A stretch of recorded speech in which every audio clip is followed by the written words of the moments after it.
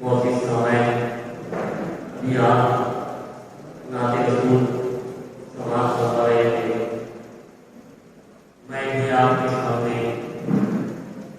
हुजूर अकरम सल्लल्लाहु अलैहि वसल्लम की शान में चंद अशआर पेश करने की जसारत करना चाहता हूँ।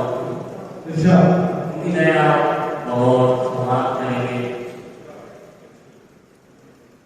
कि ये दीन मुस्तफा है, मिटाया न जाएगा।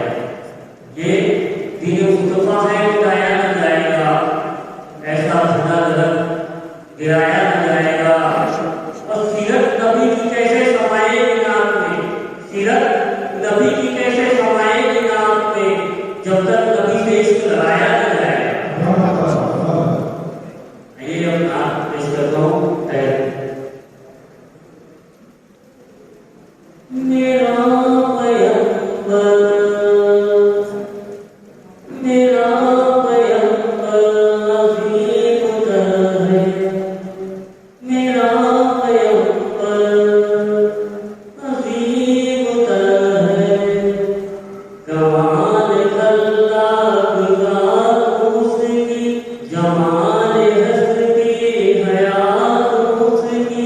बशर